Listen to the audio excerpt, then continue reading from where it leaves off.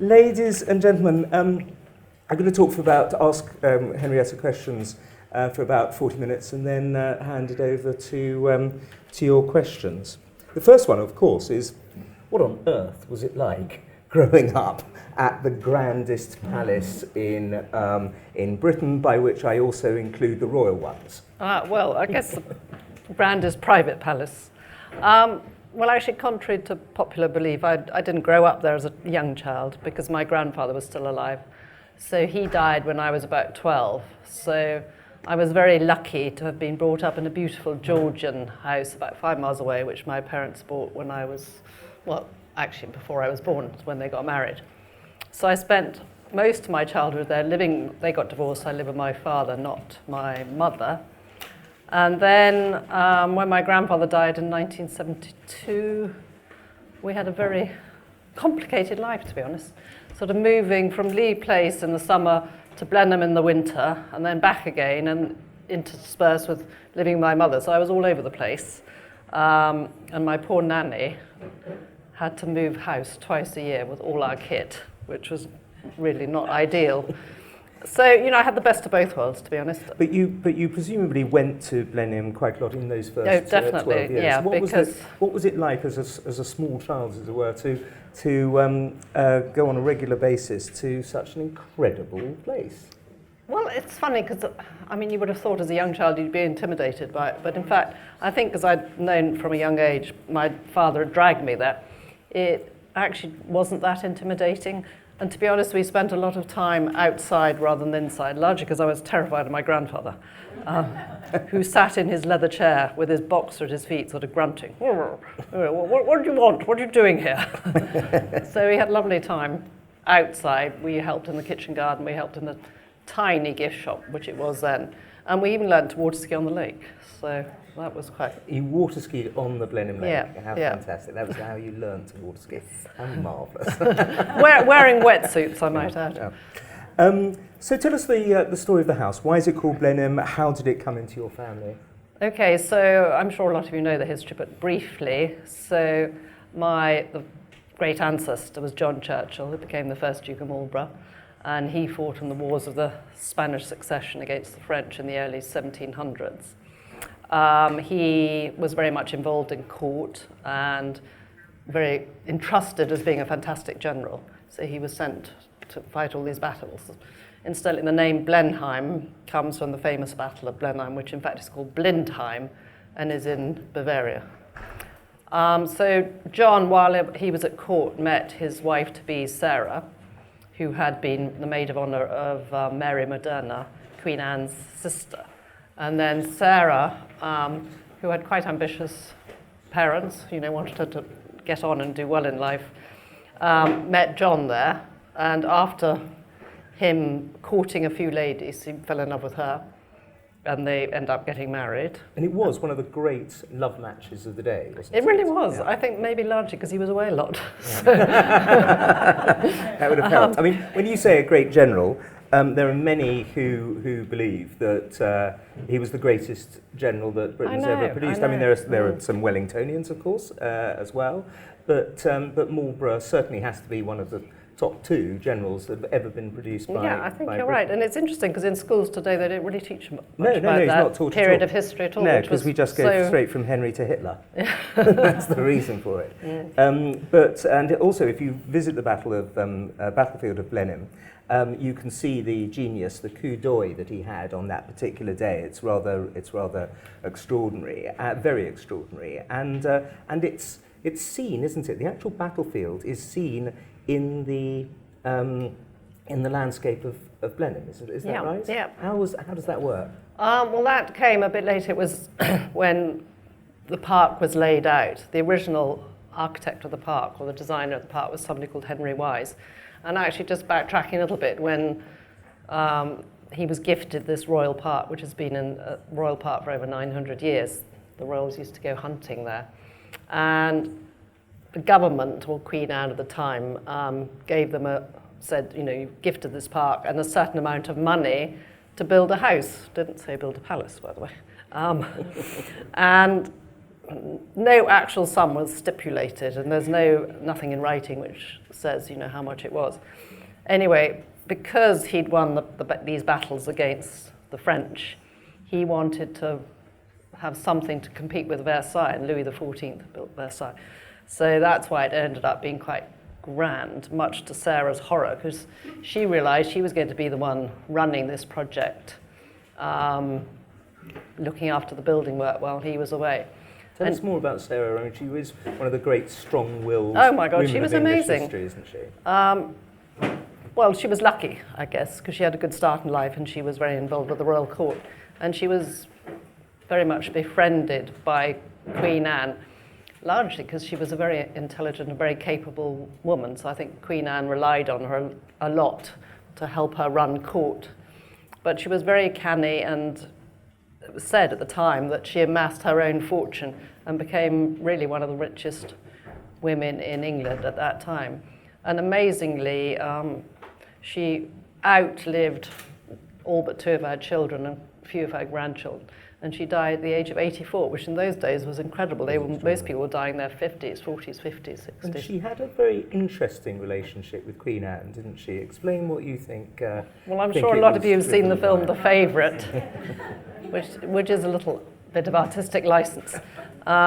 Sarah was a very strong character, but as I say, equally bright. I think actually quite a lot of the Churchill women are very strong characters, often you don't say. Stronger than the men. And so I think she started to be too influential and started bossing Queen Anne around too much.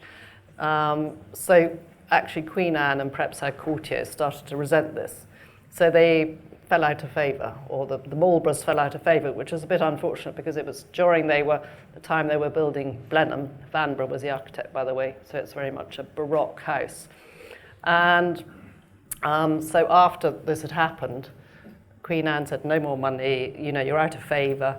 So John and Sarah had to go into self-imposed exile in Europe for about 4 years. So the building work at Blenheim stopped. All the workmen went off site, and it wasn't, watertight or anything at all, so it caused quite a lot of damage. And at the same time, Sarah decided she wanted to build her own house in London because she'd always wanted Sir Christopher Wren to be the architect. So she went off and built Marlborough House, which is now part of the, it's the Commonwealth, head of the Commonwealth in London. But it still has those fabulous painted frescoes and it does, which you can see very much similar to the ones at Blenheim, which... Who painted them? Sir James Thornhill did the Great Hall, and then Louis Laguerre did the hall at Blenheim. I think it was Louis Laguerre who did Marlborough House. Yes. And so you come on to, therefore, the changes in architecture that come as a result of the changing fortunes of the family. How does that actually affect the house itself? Essentially, what do you like, what do you dislike? What do you see as utterly fabulous, and is there anything substandard there? Well, it's certainly not substandard because it was amazing. And, I don't think people would genuinely be able to build a house of that quality today. Architecture. Yeah. Well, I always say that Baroque doesn't do small. Yeah. It only works because it's quite austere. It's very solidly built, it's all stone. Wonderful architectural details, largely carved in stone, obviously marble as well.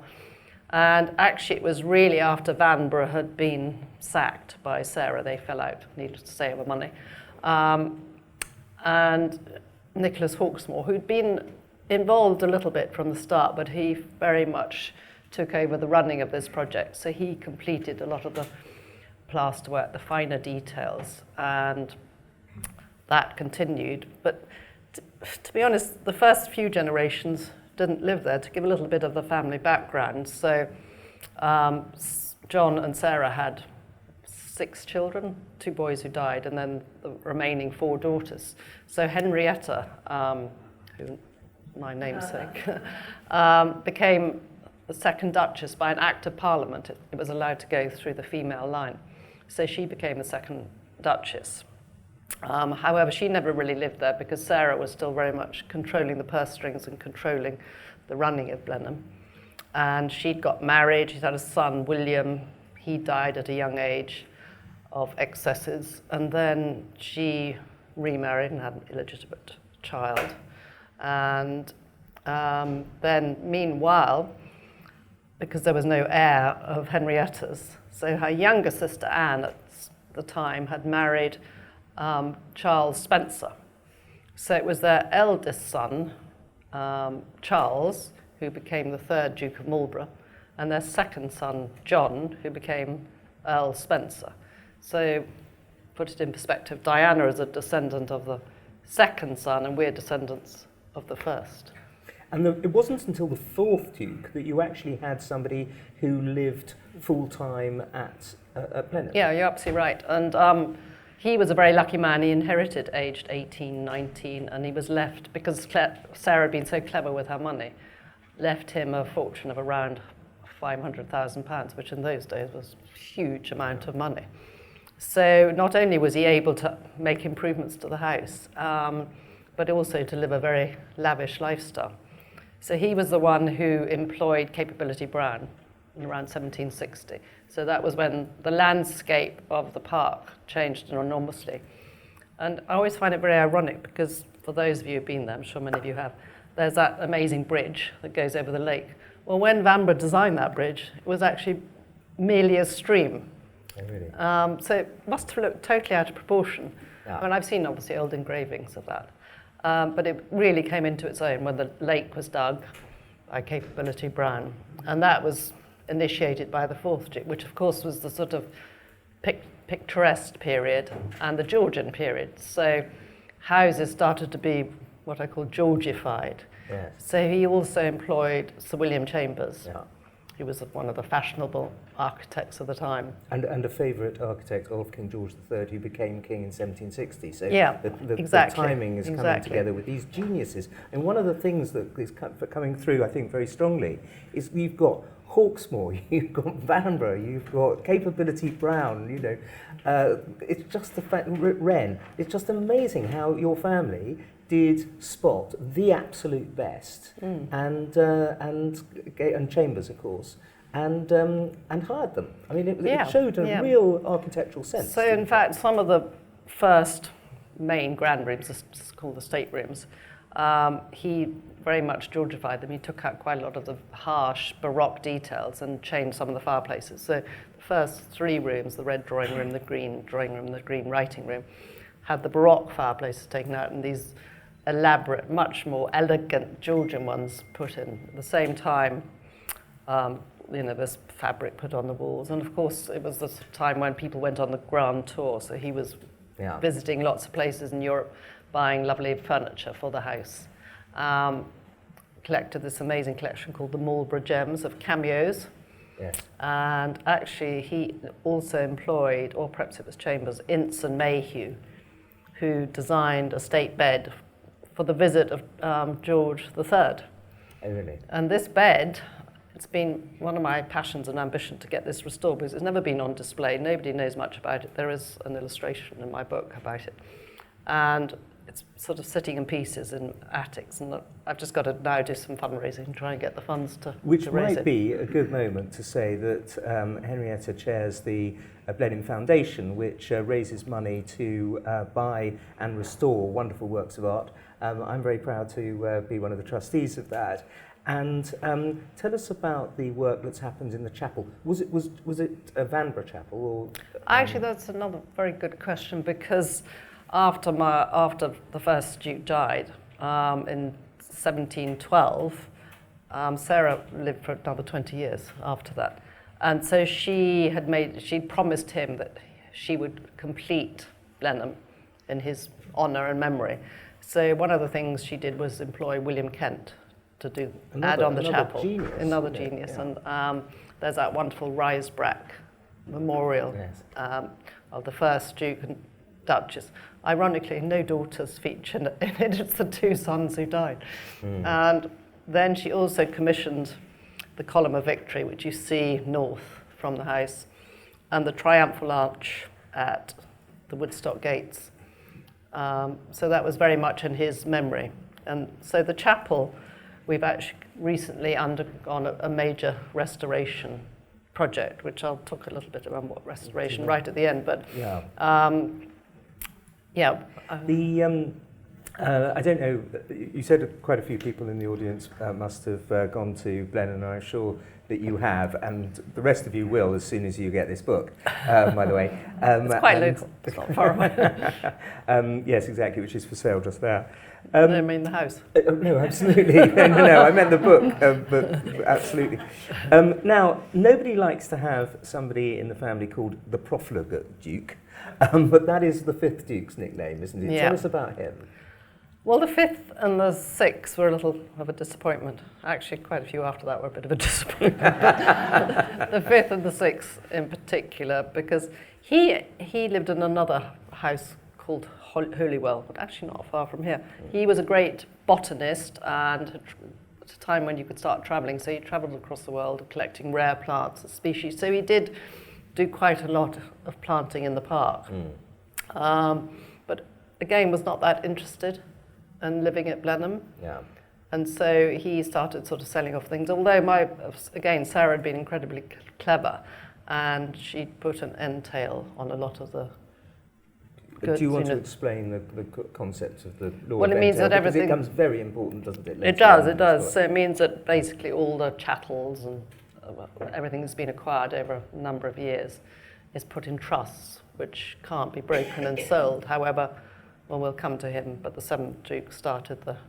So, yeah, the 5th Duke. But the 5th Duke married a wonderful lady called Susan, and she was Susan Blandford at the time, because it goes Duke of Marlborough, Marquess of Blandford, and then Earl of Sunderland. That's the eldest son, their titles. And any family member is Spencer-Churchill, which is incidentally why Winston Churchill was Spencer-Churchill. Yeah. And anyway, Susan Blandford, in those days, ladies had to have occupations. And she became, maybe because of her husband's interest in botany, she was a fantastic watercolourist. And we have 2 volumes of her original watercolour paintings, which Hugo photographed, actually. There's some images in here. And I had did a limited edition collection of some of the ones she'd painted, which I sell. And she was, very talented. And the 6th Duke had 4 wives. Yeah, I know. Well, they're all cousins for some reason. Oh, So he must have had a lot of... Okay. Well, the first one was illegitimate, because apparently he got his brother to dupe as being the vicar. And she was whisked away in a carriage and married by the brother. So that was totally illegitimate. And then he married 2 more... George IV did that once with one of his girlfriends. He pretended, but it turned out that the vicar was an unfrocked priest and had no right to conduct marriages. Well, likewise. So, and then we don't know so much about the 6th Duke, apart from the fact he had 4 wives and probably quite a few illegitimate children. But he stipulated in his will that all his papers should be destroyed, maybe because he was embarrassed that he did nothing. So he hasn't really got a lot of history on him. No. If you want a lovely history book written about yourself, don't destroy your papers. It's very important, that. 7th Duke, tell us about him. He was known as the Victorian prig. Yes. He was very religious, and basically took away everybody's fun. He decided that on Sundays nobody was allowed to have any fun at all. They had 11 children, him and Fanny. So he had some fun. Well, he did have some fun. And then 8 of whom survived. But after the 4th Duke, he was really the second family to live in the house as a home, really, because they had lots of children, they needed the space, and whereas the others hadn't really settled there. I think because if you have a house which you bought before and you've already got settled in and want to live in, which is pretty much the case today, why do you want the headache of living in a palace? Anyway, he did live there. She was a wonderful mother and grandmother, because she was, of course, was grandmother to Winston and Randolph. Yes. And did a lot of good works, and there was some scandal whereby he'd had an affair with Lady Aylesford. It was all quite complex, and got Randolph bribed the Prince of Wales. Anyway, long story short, they blackmailed rather than bribed, wasn't it? No, it was blackmailed. Yes, blackmailed. Yes. And then they had to go and live in Ireland. So he became Viceroy of Ireland. And she was very responsible for helping with the famine crisis that was going on then. So she did get a lot of recognition. In fact, there's a very good book about her. By the time of the 8th Duke, the chance now is there for major amounts of American money to come in to help essentially save the... finishing with the 7th Duke, because he had these entails broken. Ah, yes. So he started the big sell-off because of his religious beliefs. A lot of the, raunchy paintings that had been acquired by other dukes, Rubens, Titians, etc., which he didn't consider was correct to be on display. So he banished them to a sort of store area next door to the bakehouses, which used to be in the first courtyard. They weren't part of the house. Anyway, tragedy happened and there was a fire, and a lot of these very valuable paintings went up in smoke, and the ones that didn't, he then sold off in order to pay for various debts that he had. Could we, I mean, I know this is delving into cod psychology and one should never do that really as an historian, but could we perhaps assume that one of the reasons that he was a prig was because his father and grandfather had been such the exact opposite, essentially? You know, that they maybe. You know, I don't know. I mean, in those days, I don't think in those days, you know, one was brought up that much by one's parents. I don't know how much they were influenced. It was very typical of the first son. They used to, you know, they went to Eton, they did a stint in the army, and then they'd become an MP of Parliament for Woodstock. So most of them followed that route and then divulged off.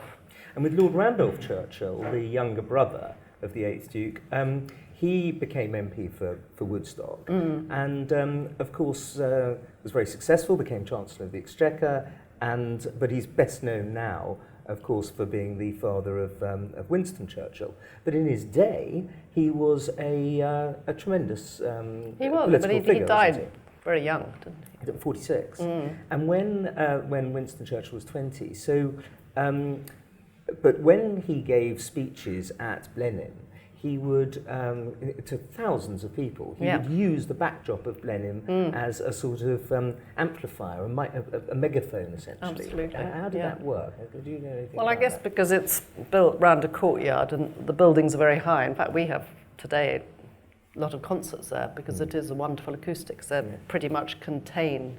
Yes. And as you say, there's a wonderful backdrop, and you can get lots of people in that, you know, in the courtyard, and it accommodates huge audiences. And of course, Winston Churchill was born there in 1874. There were unusual circumstances for this, weren't there? Well, there's two stories. One of them is they were staying there the weekend, the parents, and Jenny Winston and Jenny Jerome, the American wife of Lord Randolph. Anyway, so it was a big weekend party, shooting. There was a big ball in the evening. So one of the stories goes that it was the rumbling of the carriage over the cobbles that brought the birth on early, and the other one was that she was dancing very vigorously in the long library, and that brought it on.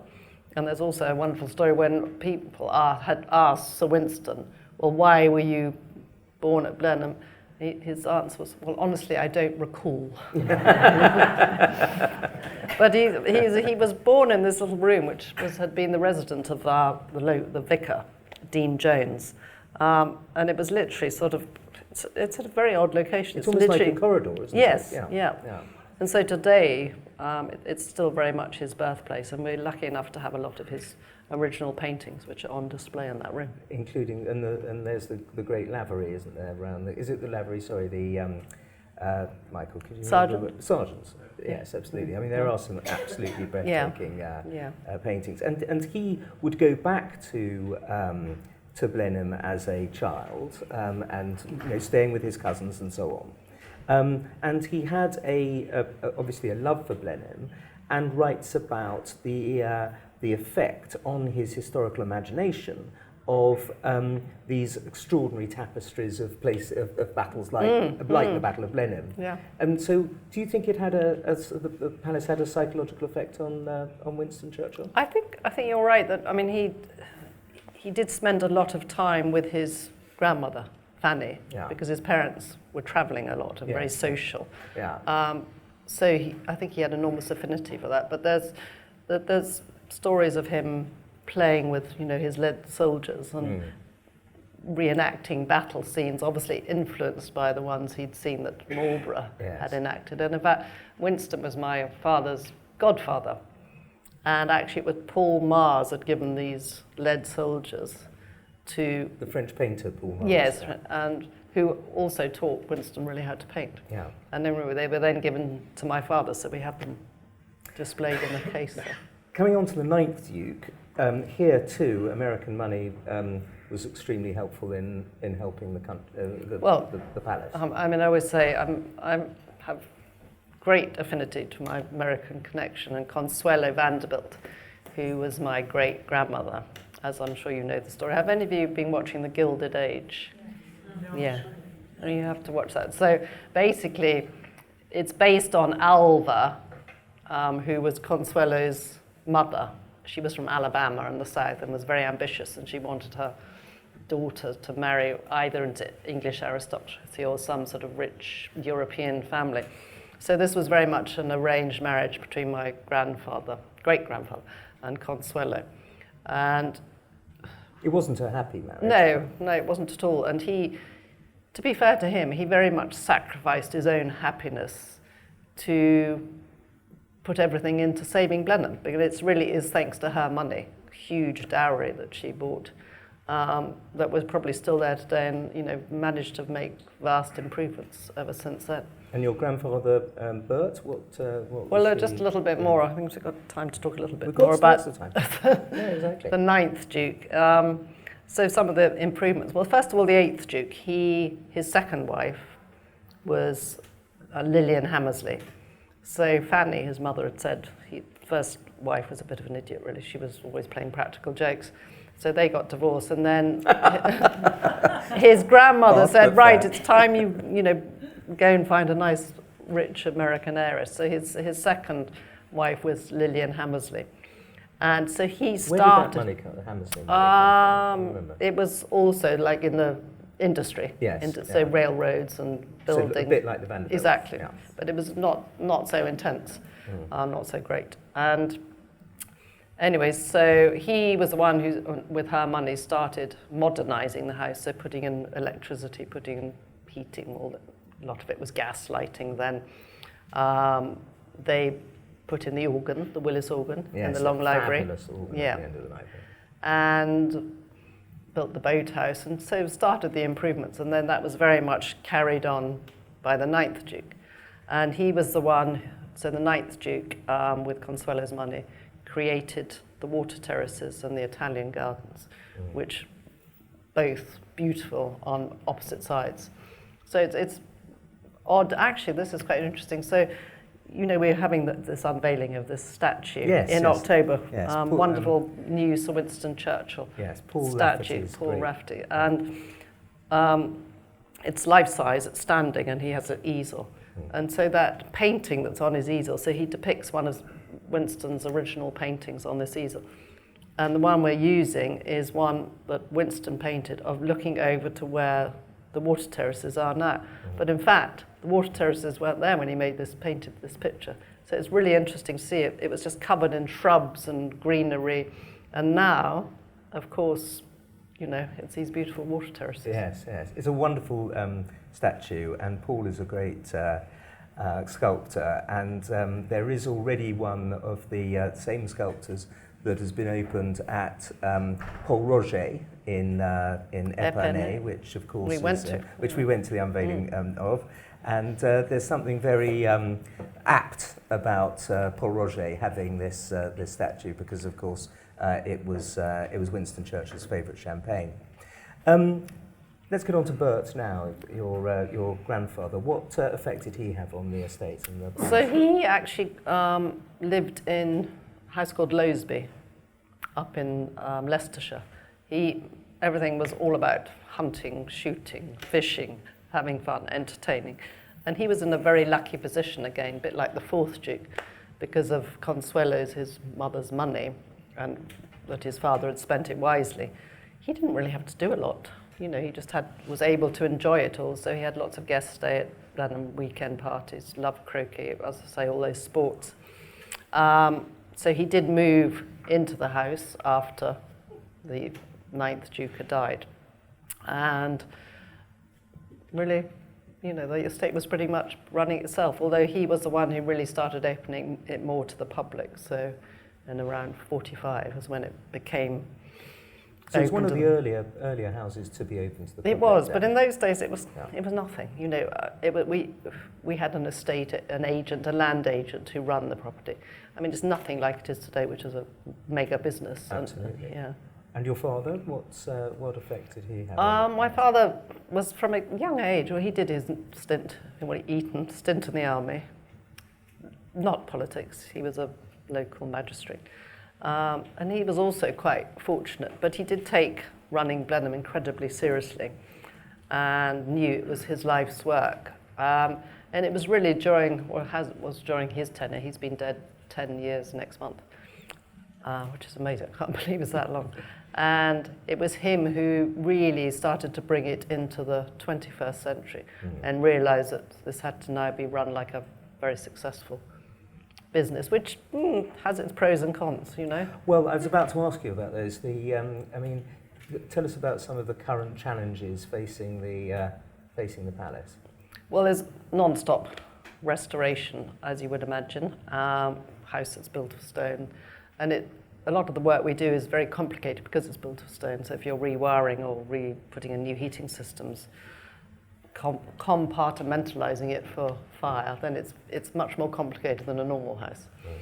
Right. Secondly, when you're open to the public every day of the year except for Christmas Day, and on top of that have non-stop events, you know, including this year we had the host of the European Summit there, which I'm sure you read about, which was actually, for all of 12 hours, was an absolute nightmare. They took at least 4 weeks to build it up, at least another 4 weeks and that was in between having the game fair. We've got the horse trials on now. You know, we have the triathlon, we have the salon privé. It's just endless, especially during the summer months.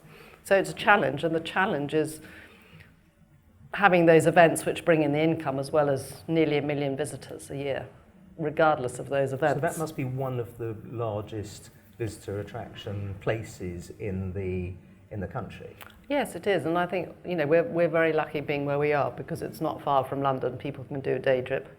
Of course, all the Chinese go to Bicester Village and Blenheim, probably in that order. Actually, maybe not. Maybe they go to Bicester Village afterwards with their suitcases. But you know, we are very lucky being where we are. But our next major project is we are having to restore the roof, the main pitched roof, which has the 2 gold balls on it, which are over the saloon and the Great Hall, because the timbers are very rotten. It is leaking. There are buckets underneath it.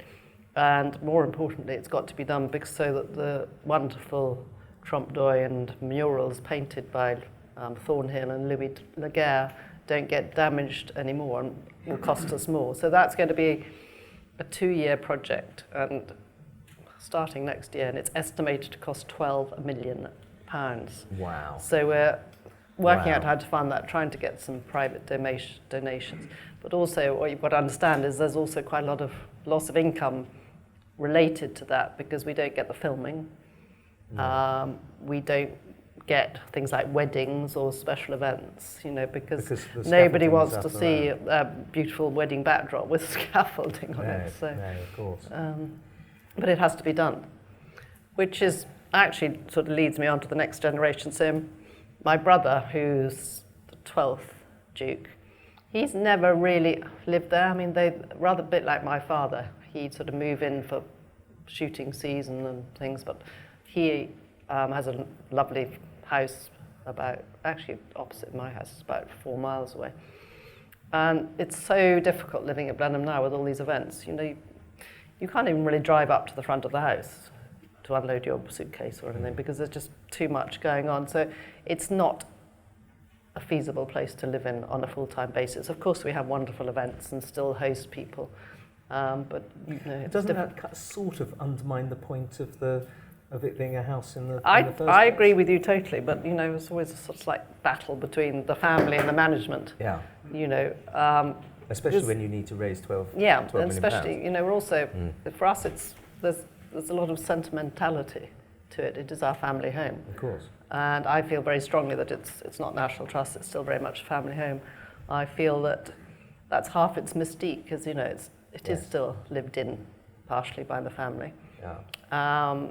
So it is a balancing act. But so basically, my brother and I, we undertake quite a lot of responsibilities together, trying to do it, because there's a lot to do on your own, and I'm better at some things than he is, and vice versa. He can do the car stuff like Salon Privé. And is this book part of that? Part of raising awareness for the The last glory chapter is called The Future, which is short, but it basically, does cover, shows restoration we've already carried out and annual events which help bring in the money. As I say, we got the horse trials on this weekend, so I was there yesterday. Well, thanks for coming here today, ladies and gentlemen, Lady Henrietta.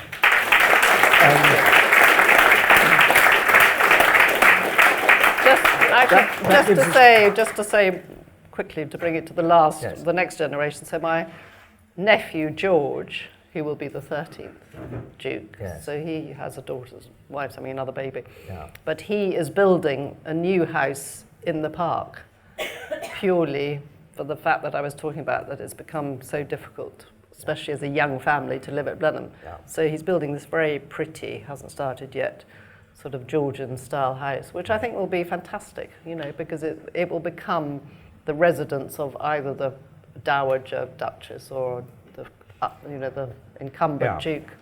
We've got plenty of time for questions. I don't think you need a microphone in a room as small as this. Would anybody like to ask the first question?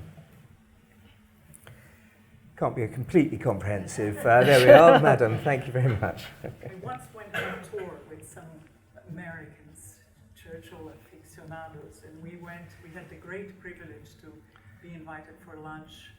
I think it was his great son. Is that your brother?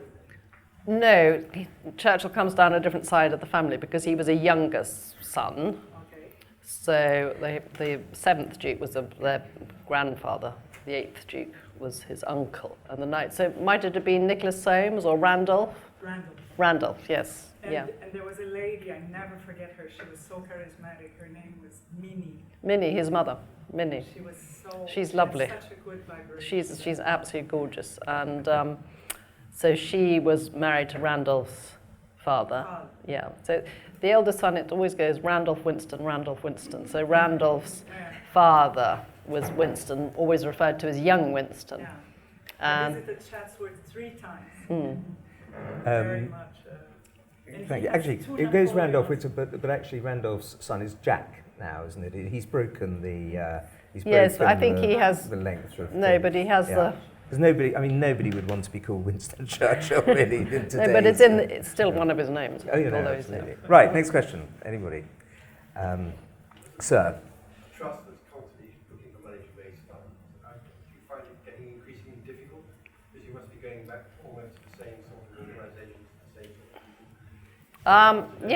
Yes, of course it's difficult because as you rightly say, there's so many people competing, and also it's difficult when you're raising money for we are a charity, but it's I think you have to stress the fact that it's such an important legacy to keep this house going. The history of it is incredible, going back 300 years, which is one reason why I've written this book, just to put it all in concise form.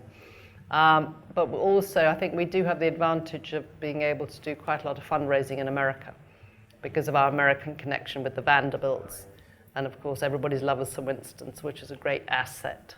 So that's where some of our money, and actually it was our American foundation which very kindly sponsored the renovation of the chapel. How much did that cost in all? That was over $1 million, yeah. These things are extremely expensive, needless to say. Anyone else? Madam? You said earlier that I think there were 4 years or something that it took for the initial build. How long did it take to complete the house? 25 years.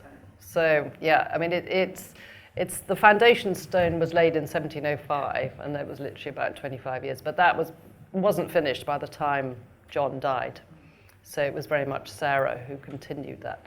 But even then, I guess it wasn't really lived in as a home until the fourth Duke came along.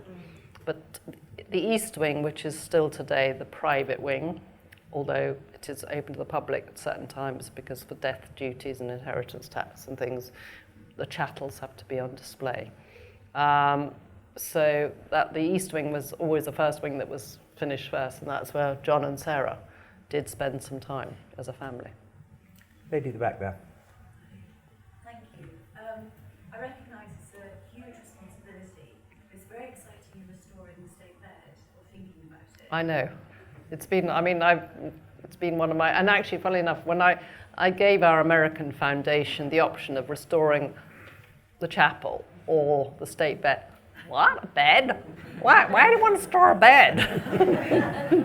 They couldn't get it at all. The fact that it was designed by Sir William Chambers and Winston Mayhew, and it really is the most spectacular, carved, gilded, with helmets on the top. It's absolutely wonderful. How much do you think that's? Well, when I first started looking at it, it was probably when my father was still alive, so some time ago. Right. And gets put on the back burner. So I've got to take it upon myself to do my own fundraising for that project and get it done. So I'm going to try and do that. Chambers was involved in the design of the gold state coach, the fabulous gold state coach for the coronation, so you can get the sense of what the bed might be like. Is there another question? No, she hasn't finished yet. Well, have you heard of the lady called Annabelle Westman? She's restored some Chippendale beds, one at Kensington. Oh, okay. I think I have heard of her. At the Attingham Trust. She's Oh, brilliant. brilliant. Well, thank you for that tip. Well, might give me her name afterwards. More experts, the better, quite frankly. Anyone else? Sir. As a child visiting Blenheim, did you ever draw with crayons on the wallpaper? the glass, what naughtiness? Well, we did actually quite a few naughty things, but not draw on the walls, no. I think my grandfather would have been very upset about that. But we did quite often, my brother and I, there's, the gallery that's above the Great Hall, which you can look down on, and you can sort of hide off to the left or the right. We often pretended we were ghosts, making sort of woo noises and trying to see what reaction we might get from the public. But there was one room which was the nursery where my nanny, who was with us for nearly 60 years, amazing, ended up marrying the butler. So that was real upstairs, downstairs. And this little room upstairs, which I think might be in my book, can't remember. Anyway, so we had a wall in between two doors, which was the measuring chart. Oh, yes. So everybody's who came, any relatives who came to visit, got measured, and each, the year was put in, as well as the dogs. And are there any ghosts? Do you know, I've seen a ghost once, and this is a true story. And I'm not spooky, I'm not, into any of that, but it was a few days after my father died. And I was there with my brother, and we had an American visit to discuss, I can't remember what it was now, anyway. And I went off to the bathroom, to the loo, which was just outside where my father's study used to be. And he had this beautiful panelled room, which is sort of sacrosanct. And we've kept it closed ever since. It hasn't been, well, that's largely because I can't get my brother to clear it out with me. So I think there's chocolate boxes, which are about 10 years old or more. Anyway, I came out of this loo, which is right by his study, and I saw this figure waft past. That looks like my father. I promise you, it's a true story. And I went round the corner and to look down the corridor, nothing there. And I'm sure it was him just, I'm keeping an eye on you. It wasn't scary at all, but it was I just knew it was him because he had such a distinctive, upright physique, and it was, not scary. And on that bombshell, ladies and gentlemen, I encourage you all to cross the courtyard there and buy what, as I say, is Christmas presents. one of the for Christmas presents, exactly, one of the most beautiful books that you will ever read. Thank you very much indeed. Thank you.